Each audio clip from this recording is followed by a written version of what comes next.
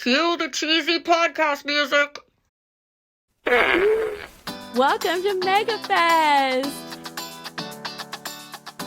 where we don't just manifest, we MegaFest. I'm your host, Megs Malloy. I'm creating a community of silly and soulful working moms who are mostly happy, but know they're capable of more.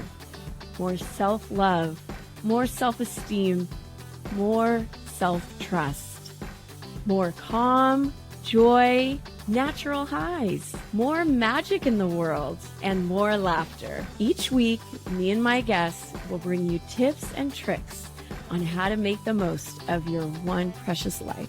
And we're going to make them effective and efficient because ain't nobody got time for that. I believe in you. I see the light in you. I want you to shine your light. I want you to become all that you're capable of. So let's hang out. Let's MegaFest together. Away, away, away, away, away, away, away, away. Oh my gosh, MegaFesters, today the rhythm is gonna get you because we have Caleb Spaulding on the show. He is the founder of Rhythm of Happiness. Caleb Spaulding is a multidisciplinary creative based in Brooklyn, New York. He guides people to connect their authentic rhythm and voice to create extraordinary lives and relationships through his work as a facilitator and a percussionist. Caleb is a founder of Rhythm of Hap, a multimedia company that teaches about the power of rhythm, offering experiences and resources built to explore creativity, productivity, and joy. I like joy. He's the co-founder of Sounds Nice, a pop-up at the intersection of sound and mental health, which offers community opportunities for hands-on and experimental format. As a facilitator, he's worked with thousands of individuals of all ages, with corporate clients like Google, LinkedIn, and Hinge, to name a few. Well, those are quite the corporations. As a performer, Caleb appeared at Oprah's 2020 Vision Tour and in partnership with Lenny Kravitz' Let Love Rule Foundation, as well as at hundreds of other events around the world. Through his travels, he continues to study the power of rhythm, and he shares stories of the people he's met and lessons he's learned through his Rhythm of Happiness documentary series. Oh my goodness. Well, this conversation with Caleb today was just so, I gotta say, I just absolutely clicked with Caleb for some reason. And I just enjoyed his enthusiasm and his playfulness. And this conversation is not just for musicians. It's, of course, a lot about giving yourself permission to play and letting go of fear and feeling connected to ourselves and to others. And not only was Caleb so smart, so knowledgeable about what he does, but he was so good at using the word of the day, which is mellifluous, which means sweet or musical, pleasant to hear. Isn't that a perfect word for Caleb? Now, I will tell you, it was so funny that halfway through the episode, he clued me in that he lives above a factory. So you'll also hear like some banging and some beeping and so perfect for this episode. I hope you enjoy this episode as much as I did. Here is Caleb Spaulding. Caleb Spaulding! Yes! So pumped to be here. I should do a drum roll. If you could add that afterward. I know. Do that in post. Oh, Caleb, what a treat. You are the first person to come on MegaFest and talk about rhythm and drumming. So I'm so excited that you're here. Like any good Irishman at a party, I have to start with, what will you have to drink? Because we just talked about you are a bit of a beverage goblin. I'm a bit of a beverage goblin. The thing that I love the most is sparkling water. I mean, like any time of day, I kind of like have a bit of a obsession with it. Maybe even addiction. I don't know if you could be addicted to something so clean and basic, but I love it so much. And if it were a little later in the day, I would probably have some sort of mezcal drink. Okay, that's like sort of like tequila. Yeah, a little smokier. But right now I'm just, seltzer, sparkling water mode, and I have some tea as well. So double fisting. Nice. Beverage goblin over here. Okay, but what kind of seltzer water? Because I'm a big fan too. Got this amazing contraption. It's called, I think, an arc or an arky. Maybe I'm pronouncing one of those right, or I don't know. Doesn't matter. It's one of the things where you make your seltzer, Yeah, and add the bubbles in. Yeah, it is a dream. It's saved me thousands of dollars on buying sparkling water. Yes. But if I am going to buy it, I'll just name drop Topo Chico is what I would drink. Oh yeah, that's a good one. Yeah. Yeah. Do you like the lime or the regular? No, I'm regular, just pure. Yeah. Yep. There's something about it. Is it the glass bottle? Is it like the bubbles that both. speak in Spanish, or what is it? I didn't know you could hear that too. Yeah, it's both. And I'm a fan of tea. I've got I don't know, are you iced tea or are you hot tea? Hot tea, all the way. Okay, so what hot tea are you drinking?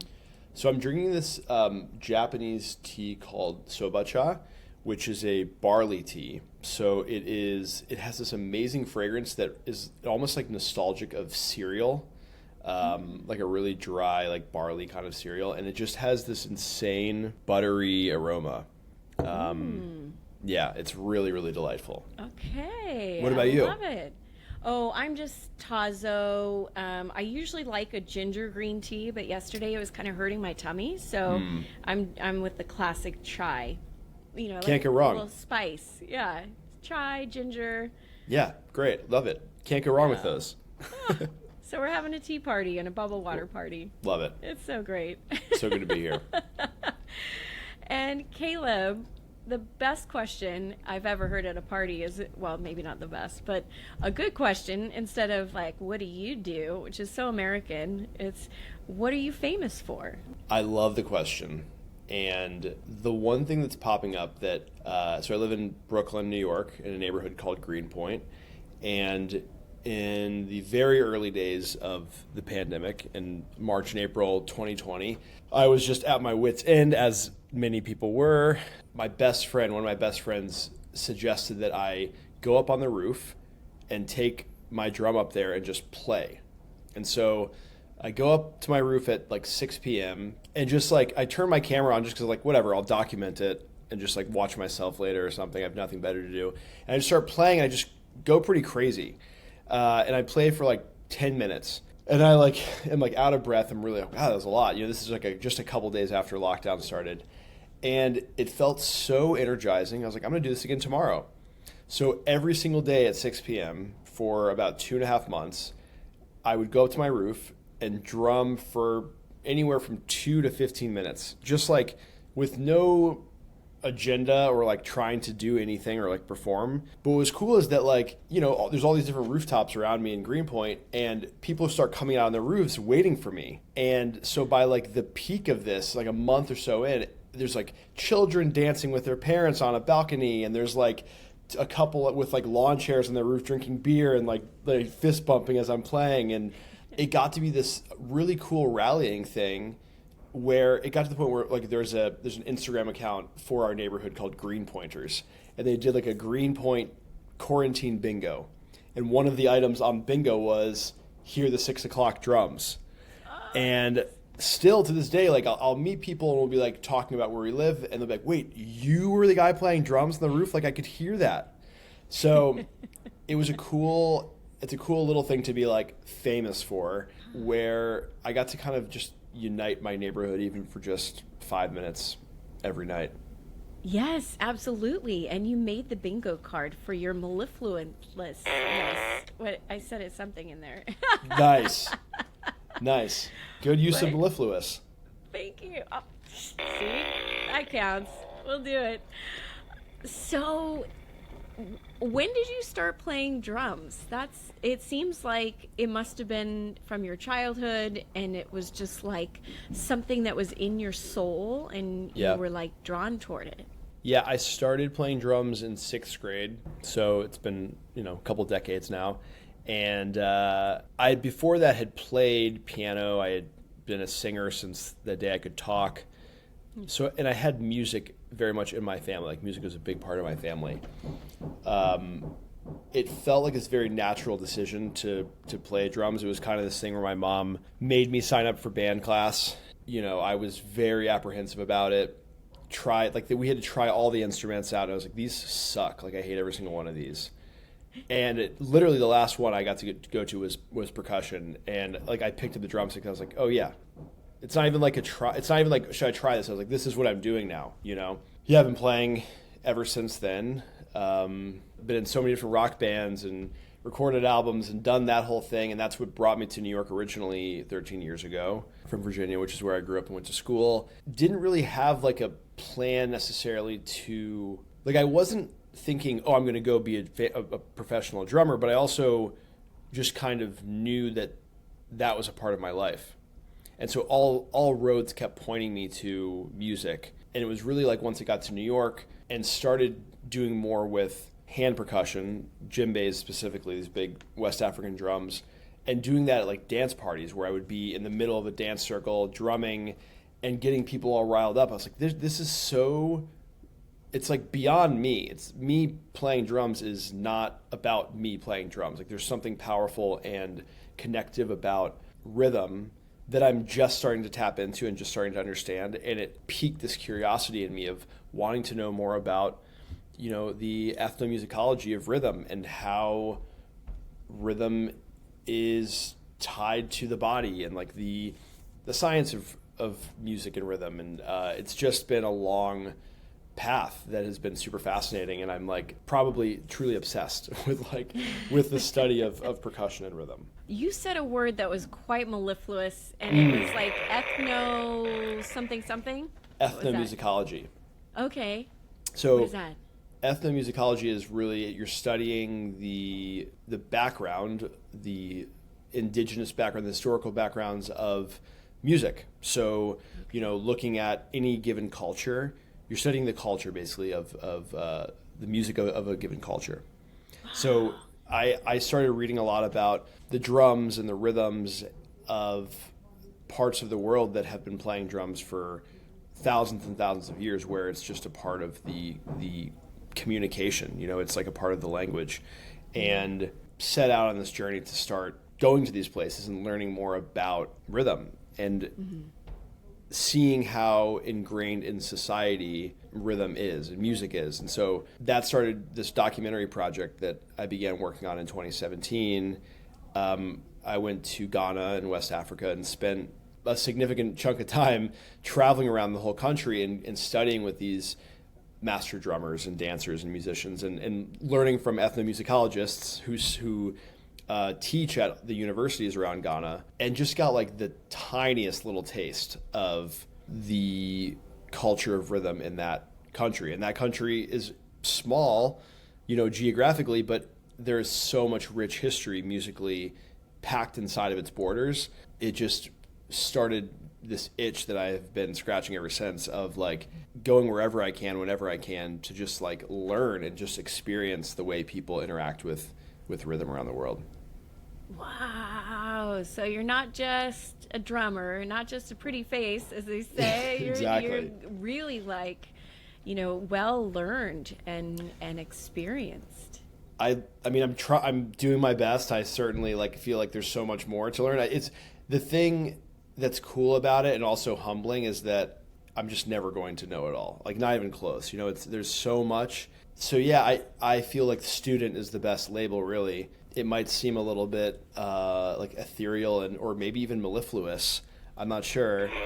Yes, but I really think that like I feel like I'm a student of rhythm. Like, I just feel like I'm learning about it all the time and learning about life all the time through the lens of rhythm.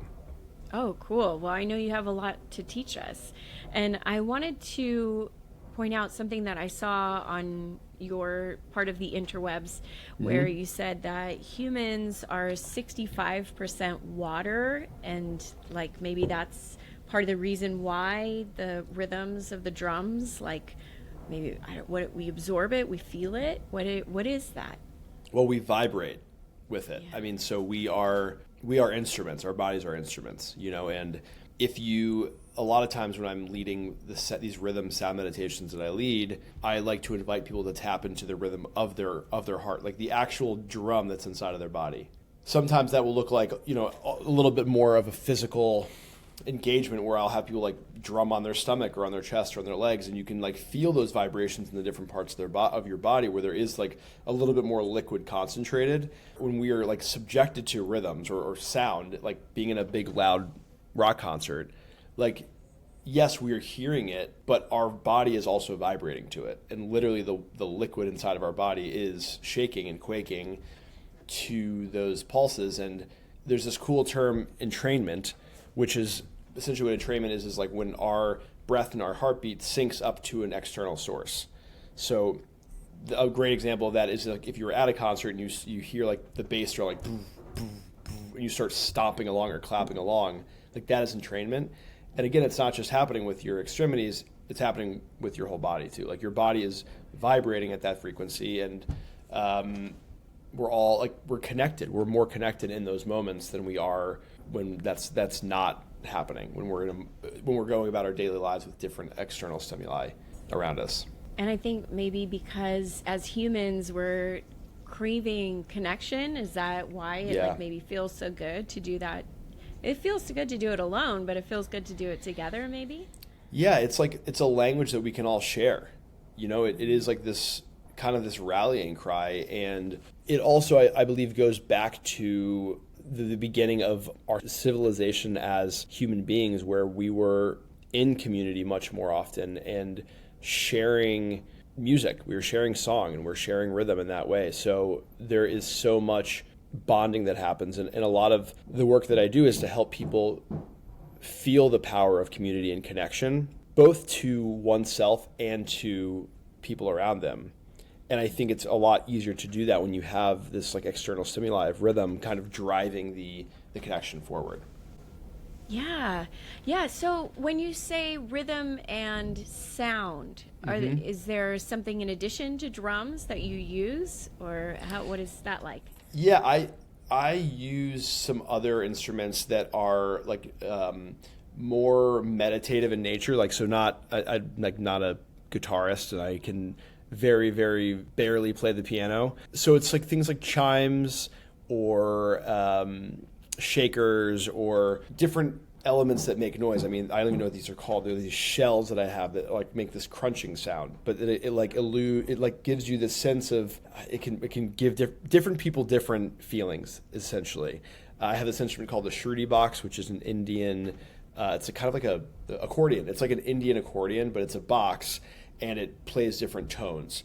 So it's like it's like a drone. So yeah, I mean, using more melodic instruments like that play with sound waves in different ways, creating a wider spectrum of sound for the listener to listen to, especially in a meditative state. Drums are typically a little bit lower frequency, can be a little bit more primal and anxiety inducing, or even like, celebratory, where some of these other instruments like the chimes or the Shruti box can be more relaxing, more calming, bringing more stillness. So yeah, and I also really am fascinated by just finding sound in everyday items, like taking a coffee mug and like pinging that and seeing what kind of sound you can get. I spent a lot of time during COVID recording samples, like sound samples with everyday household items as a way to maybe give a little bit of inspiration to people to find music in their everyday lives, and the same thing is true with using body percussion, like drumming on your stomach and clapping your hands, stomping your feet, still connecting to rhythm and sound with these things that we carry around every single day. It's not about like spending hundreds of dollars on a shiny drum, Yes, absolutely. I see how rhythm and sound can be different, because rhythm is also almost like a somatic kind of healing. Totally. Like where you feel that in your tissues, and then sound, that's one of our greatest of the five senses. And I'm one who I love looking around my everyday life and seeing just like little sparks of glimmers, I think. They're the opposite of triggers, right? They're things that bring you joy. And if we could, I think we sometimes neglect our sense of sound in these glimmers that sounds could most definitely, if we just took it upon ourselves to try a little bit and play and be curious, that sounds could really be glimmers. I agree. And I think I also noticed that there are certain sounds that I think we just tend to label as distracting, And I love when I'm leading a sound meditation to notice, instead of being like, try to ignore the person coughing or the traffic outside or the air conditioner going that's really loud. Instead, I encourage people to actually turn that up a little bit. Like actually let that be a part of the experience, because none of us live in vacuums. Like we don't have anywhere in our lives where we can tune everything out completely. So to your point, what would be possible if we actually play with those sounds a little bit more and like let them be fun and interesting and like, oh cool, the coughing sounds like this and whatever. Like yes, maybe I'm feeling annoyed, but that's not the person coughing's fault. Like maybe there's something very mellifluous about that cough, Yeah. Yes, that was an awesome one. Thank you. Good job, Caleb. Yes, and it's like, it goes back to, life is not always going to be like a perfect scenario. So to get used to discomfort, and then also sometimes we have uncomfortable feelings too, and to be able to like recognize the feeling and then kind of like incorporate it, process it, like let it pass and not try and avoid it, because that's when it becomes bigger. So just even that practice of listening to the mellifluous cough is like, yes, we can sit with our uncomfortable feelings. 100%. Yeah, love that. So what have you seen, or what have you heard from people who have gone through your coaching sessions, like corporations or whatever it might be? One thing that I've lots of things, but one of the things that happened recently that I really loved was I was facilitating this experience for 300 school employees in this small school system in right outside of Manhattan. And part of what I like to do is invite people up to play the drum while the rest of their colleagues, friends, whoever, are clapping and stomping along and kind of holding the foundation of the beat. And it's a very jarring and vulnerable thing for people to do, because a lot of people, especially in the West, tend to think that they don't have rhythm. That's like such a common thing that I hear all the time. I don't have rhythm. I call BS on that every single time, because it's really, like I said earlier, it's inside of you, and it really just comes down to, do you have permission externally and or internally to experiment with that? And maybe it's a little bit messy, and you're not going to be touring with, some rock band at like playing arenas, but there's still something really powerful about connecting to possibility of play. One of the participants of this event at the school, she worked up the courage. She came in front of her colleagues. She played, and it was amazing. And when I was kind of getting feedback at the end, like polling people, what worked, what didn't work, she raised her hand. She was like, I conquered a fear today. I got to do something that I was terrified to do, to go in front of my colleagues and to play this instrument that I know nothing about. Conquered a fear. Incredible. That's one thing that I keep coming back to. That was a really powerful moment. I've also had a number of participants who they kind of teleport to a different time and place, or they're an object. They're no longer a human being. They're an animal. They're like, in like the past and the future, it's very transportive. Every single time someone says that, the weird thing is like I'm always surprised by it, because I've experienced it myself and I believe it's true. And there are certain times where I'm like, man, this sounds so ethereal and woo-woo and like, of course, but like it's real. It's like a very transportive and powerful medicine. And yeah, it blows me away to see how people receive it and like surrender to it and then like take off to other dimensions. Awesome. Yes to other dimensions. That's awesome. Caleb, right now I'm reading or listening to Breaking the Habit of Being Yourself by Joe Dispenza. I don't know if you heard of that one. And he talks a lot about letting go of your identity, your past, your future, like who you think you are, and just being in that moment and being the energy. And that is when we are free. And this is what you provide to people. Is that freedom to just be in the moment and kind of forget about all the BS story that's running in our background. Yeah, 100%. It's presence, and I do quite a bit of work with corporate clients, and sometimes I can feel when like having the initial conversations of, is this right for you? There is like the hesitation of, well, how is this going to actually improve my company? How is this going to be to make their time more efficient? How's it going to affect my bottom line? You're drumming and we're meditating. But I would argue that the presence that is achieved from these experiences is worth its weight in gold and unlocks an efficiency unlike anything else. People are more connected to their purpose, to their own voice, to their own possibility. They're connected to their hearts. I think like being open-hearted and more loving in the workplace is something that can feel very foreign for people. But when we're in that place, there's an opportunity to really shine as our best selves. So to me, it's like a no-brainer. It's really about like, can we like agree that there's something here for all of us to learn from? Sure. Yeah. I mean, bean counter is going to count, right? Like exactly. They don't quite get it. Like, don't knock it till you try it. But it is hard to. I could see how it would be hard to quantify that kind of thing. But you and I know that, being able to bring yourself back to the present is one of the greatest gifts to our productivity. 100%. And, and like you were saying, the open heart, open mind, like we're all just humans beating on a drum. Like, we don't have to hate Ted in accounting because, he's just human. One thing that I get to experience on a very regular basis, another part of my work is, I mentioned earlier, drumming with DJs, and I perform at a lot of weddings, actually. And so it's a totally different world. It's like, it's nightlife. It's on the weekends. It's like everyone is having a lot of fun and like, definitely like not always sober.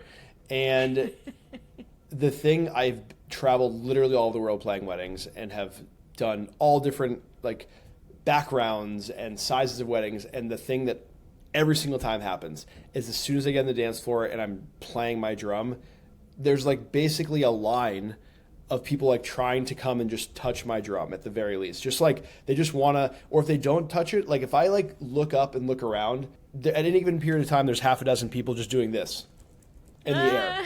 Just like, and it's fascinating to me. It's so wild to see it, but it makes so much sense.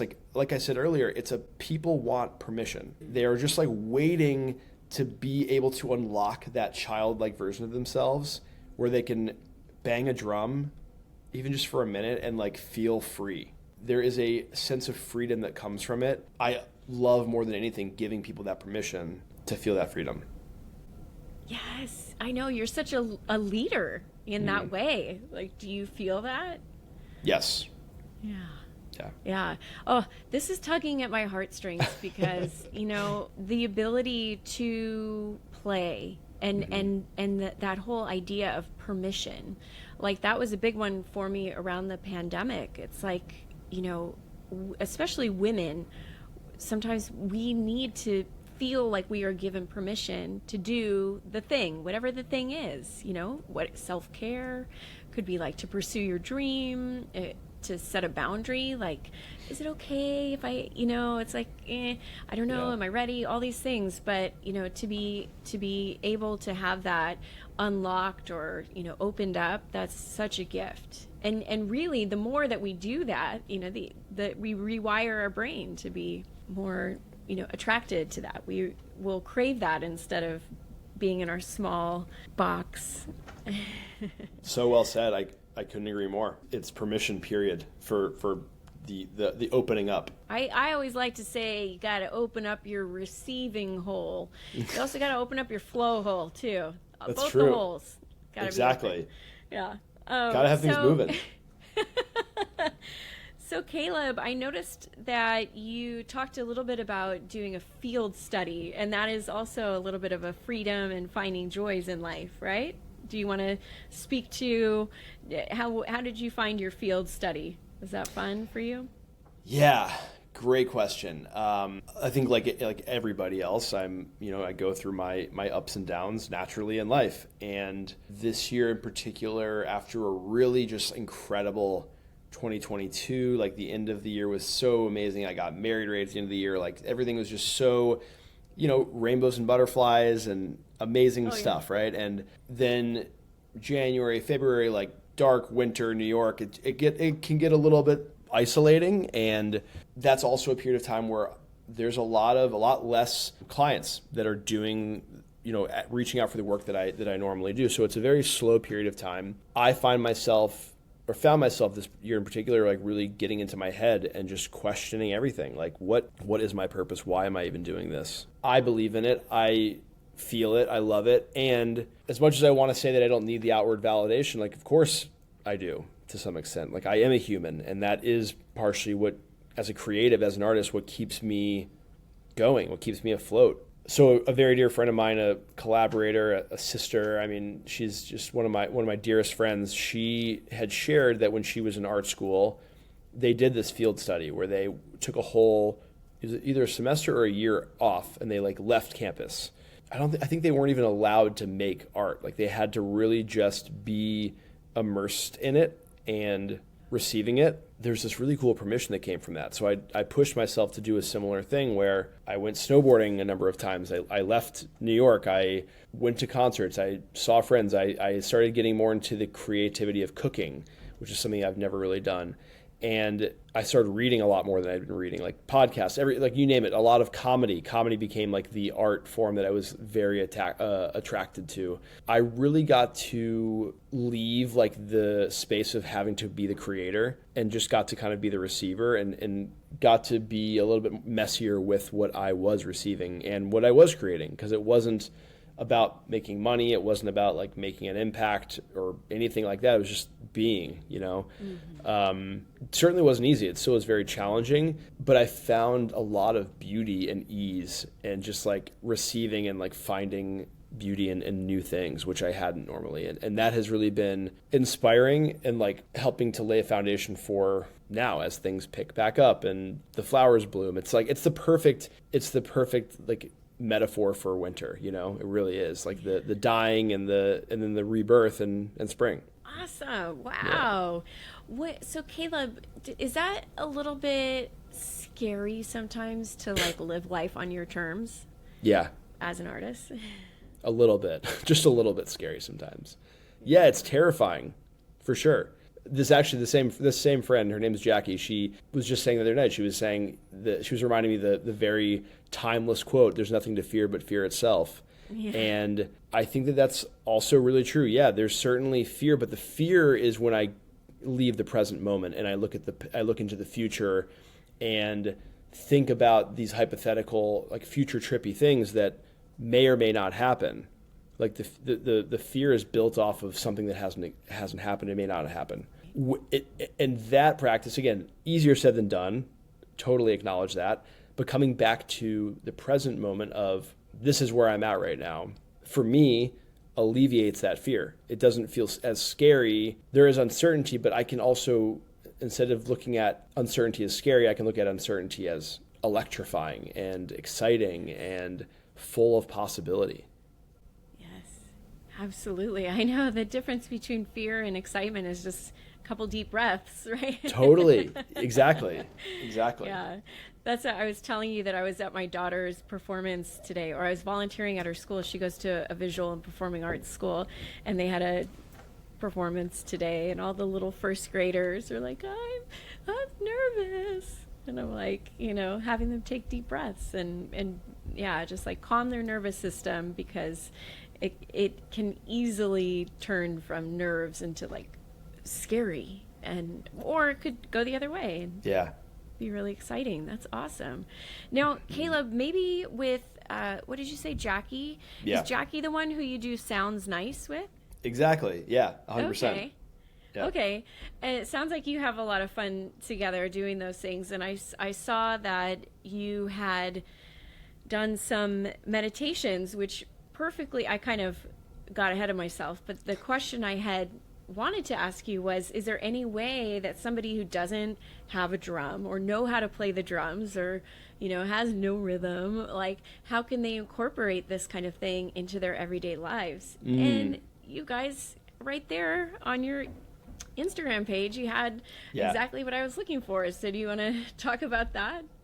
Yeah, totally. What we created with Sounds Nice was originally, it was in the late summer of 2021. We created this pop-up space in New York. It was 5 weeks long. It was a physical space, which at the time was pretty revolutionary, given that we were like just starting to gather in public again, like on a regular basis. Every single day of the week, we held and hosted different sound experiences all around the connection of science and sound and meditation. So lots of different meditations, some movement, some healing, like Reiki classes, some light yoga. And then also we would do like jam nights where everyone would get an instrument and play music together. We had speaker series where we had different speakers and thought leaders in like the science and music space come and chat. And since then, both Jackie and I, a lot of our work is around leading sound meditations. We actually did a VR sound meditation last year for this VR company called Maloka, which is really exciting. The thing that I love about sound meditations, or sound baths as a lot of people typically describe them, is they just require you to listen. It's like, it's very immersive. And I found for myself when I was first starting to meditate, it was hard to do like silent meditation because my mind was racing so much. And what I've learned since then is like, that's everyone's mind races. That's kind of the point of meditation. It's like, it's noticing the thought, it's going back to the breath and just rinsing and repeating that over and over. And I found that sound helps to dive a little bit deeper, a little bit quicker into the body and getting out of those thoughts quicker. It doesn't necessarily work for everyone, but most people I know who've tried it have really amazing results. And again, can have very transportive experiences because the sounds remind them of places and times and people. So I can't recommend it enough. I love it so much. And I love leading them. It's so much fun. Super cool. I love that you did that. What a great thing. I'm sure you said in Brooklyn you did that? Yeah. Or in New York? In Brooklyn, yeah. Ah, so cool. And I noticed that you had a little video about you can do a 5-sound meditation, right? So do you remember what that one's about? Yeah, and I kind of alluded to that practice earlier, actually, in the conversation, which is like, I don't know if you can actually hear it through my microphone, but I live above a factory in Brooklyn. Oh, is that what it was? I was like, somebody's banging on something. I live above a factory, so I hear forklifts backing up. It's like a die cutting factory, so what you just heard was like this, like the actual machine like cutting the dies. Oh my gosh, not so mellifluous, let me tell you. And the repetition is actually very mellifluous at times. Oh, is it? Okay. Like I don't even notice it. Like I'm noticing it now because I can see the little sound thing in my monitor like peaking when it happens and I'm not saying anything. Yeah, sitting and like noticing sounds around us.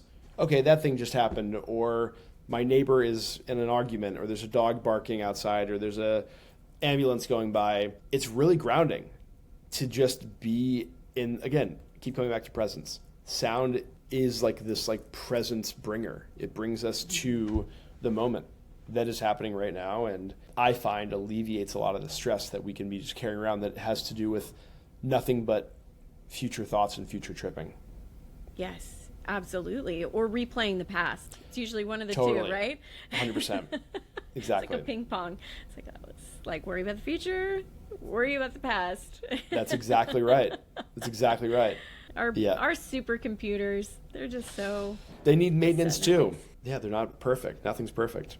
Yes, so we do need those breaks, and a 5-sound meditation is a great way to take a break from that past and present ping pong in our head.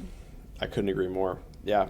This is an awesome episode of MegaFest, but I'm just going to call a quick TO to tell you about the Soulgasm Society. My mission is to create a community of supportive and uplifting women who want to know how to make their one short precious life all the more joyful, add in some play and celebration, and learn the science behind how do you make your brain happy, all the techniques on how to calm your nervous system, and how to not fly off the mommy hamster wheel, because we can't all stop working and you can't really get rid of your kids for more than 2 weeks. You gotta deal with it. And the best way to make your life happy is from the inside out. If you're not gonna do it for yourself, do it for your kids. They will see a difference. If mama ain't happy, ain't nobody happy. And there is so much truth to that. So the Soulgasm Society is your answer. Come join us. You can click the link in the bio of my Instagram or the link in the show notes. I can't wait to have multiple simultaneous soulgasms with you. All right, now back to MegaFest. Caleb, is there anything else that we didn't cover that you want to share with the person listening today? I don't remember what we talked about now. It's okay. just like, we're just flowing and flying, and it's been so easeful. I'm like, what haven't we covered? We've gone so deep. We've gone so deep. I'm curious. I mean, I would love to know what's your relationship in a few sentences to sound and rhythm. Like what speaks to you about rhythm specifically? Well, I think that even as a child, I was very fascinated by sound, especially like sound coming from humans. And I remember this one moment where my cousin was visiting from Ireland, and she was sitting right next to me right here on the couch. And in Ireland they have party pieces, which means like you do your thing that you do, and hers was singing, and she was singing a song, and I remember just like I had never been so close to somebody singing so beautifully, and it just like completely, like, I don't know, paralyzed me, but also like made me tingly at the same time, and I didn't know why. And Wow. and then fast forward to a time when I was pregnant, and it was the weirdest thing that like just bass, like I just wanted bass. Like I just, like, so much was happening to my body that just like this, the vibrations of bass in music was just so amazing, and like felt extra special. Wow, that's amazing.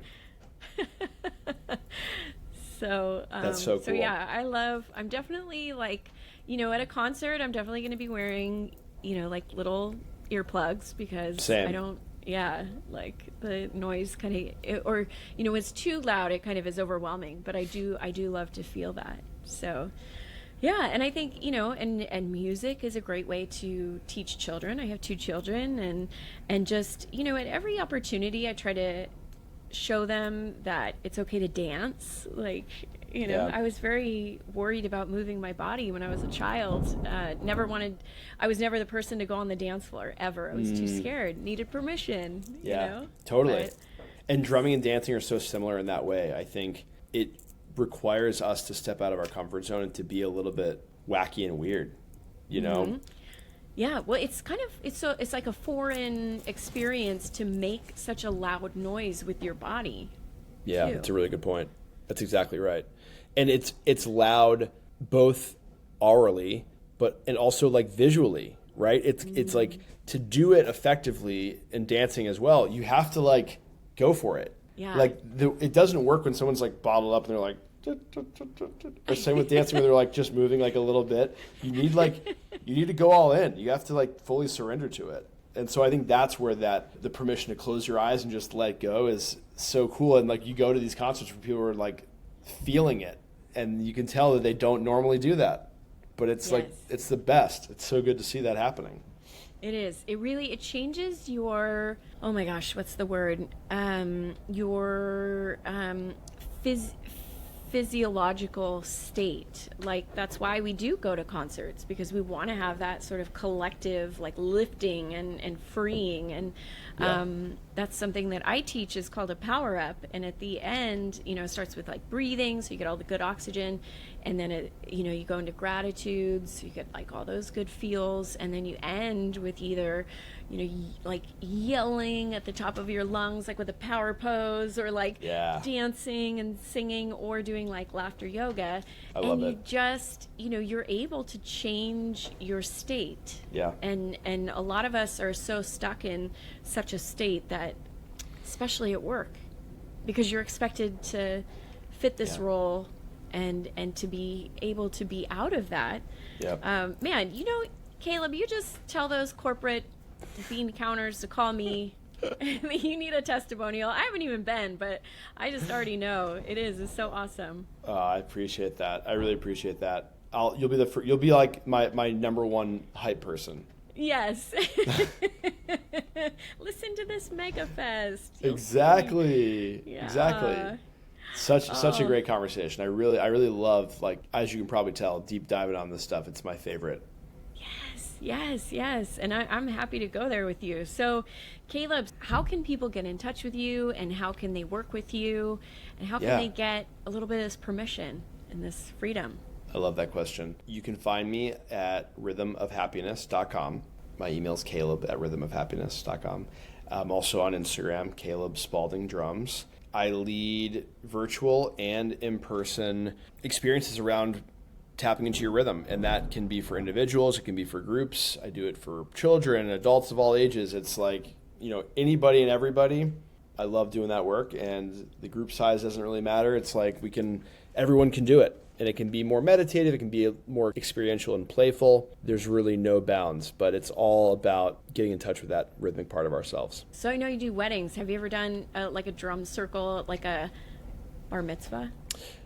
I do bar mitzvahs as well. The funny thing is I still haven't gotten to, and I really want it to happen, I haven't bridged the gap yet. So like when I'm doing weddings, I'm like more of a performer. I'm not speaking, I'm just like up on stage, kind of looking pretty, right?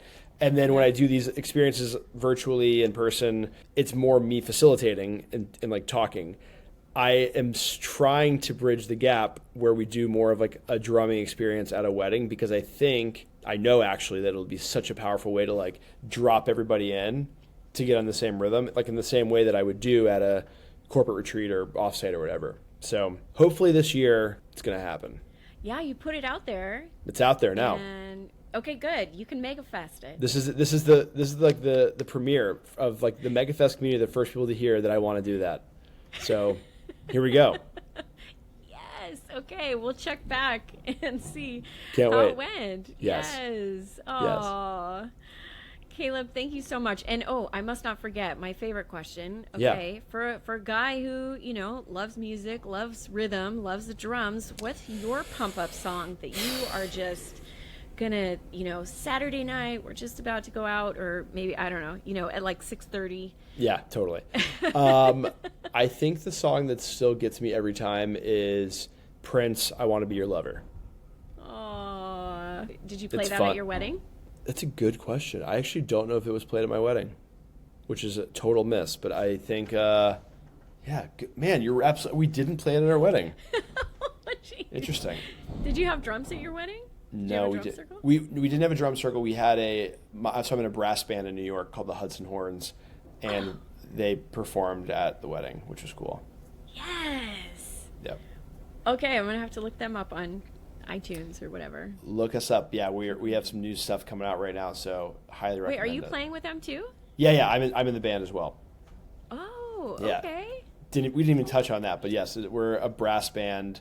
We do, again, we do a lot of weddings. We do a lot of big events around the world, and we have some really cool songs that we've been covering, but also writing our own original stuff. So Hudson Horns, we're on the streaming platforms. We're on YouTube, on Instagram. Yeah, you can find me there too.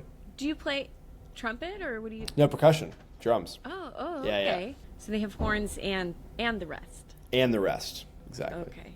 Exactly. Okay. Oh, wow. Well, Caleb, you are, it's like, to be someone who gets to follow their bliss in this life is such a gift to the rest of us. And you are not only getting to do your art, you're also just helping so many people along the way and lifting them up. So please keep doing it. And thank you for what you're doing. Thank you for saying that. I really fully receiving it, and it means the world to me. I really, really appreciate it. Oh, you're such a gem. Oh, Caleb, so Thank you. great. Thank you.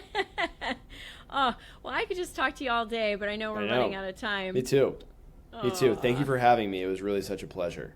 Yes, you are one of the best guests, I gotta say. Just, oh, shucks. And I'm so glad to meet you in this way. I hope Likewise. someday get to meet you in person. Maybe, Me too. On a stage somewhere. That'd be a dream. We'll make it happen. We're going to megafest it. Megafest it. Okay. Oh, thank you so much. You're welcome.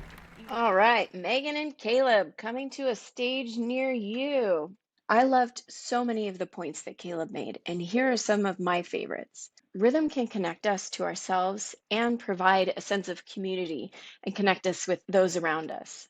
It gives us an opportunity to be free and to play and to be the leader. And it gives us permission to just be that very tribal, sort of just not a past, not a present, not a past, not a future. You just are in the moment when you're playing drums or feeling the vibration go through your body. How amazing is that? Like, thank you, Caleb, for allowing us to stop and just appreciate that phenomenon. And to the bean counters, I will tell you, rhythm helps us connect to our purpose, to our voice, to the possibility of who we can be, and to our heart. It helps us shine as our best selves and unlocks like a sort of efficiency when we leave all the other stuff behind and get in touch with who we are. So, to all those bean counters, you listen to Caleb. You need this rhythm as happiness experience at your corporation. I encourage you to try one of these 5 sounds meditations where you can literally do it in 30 seconds, in 2 minutes, where you just take a deep breath and listen to the sounds around you. And it really helps to ground you and bring you back into that present moment where life is actually happening. And as Caleb was saying, when you let go of future tripping, that usually eliminates a lot of fear. So live in the now, man. And please let the rhythm get you. I think that if we have learned nothing else today, let the rhythm get you. Thank you, Gloria Estefan.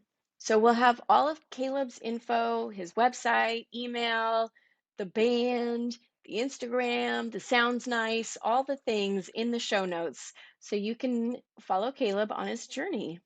Who knows where he'll go next? I wish I had asked him that. Thank you so much for listening. Be sure to subscribe to MegaFest if you haven't already, so you don't miss another awesome episode. We have so many great guests coming up, and the fun just continues. The learning, the growth, and imagine all the things that you could MegaFest in your life. This shit is real, y'all. Like, you can call in stuff. You can call it in.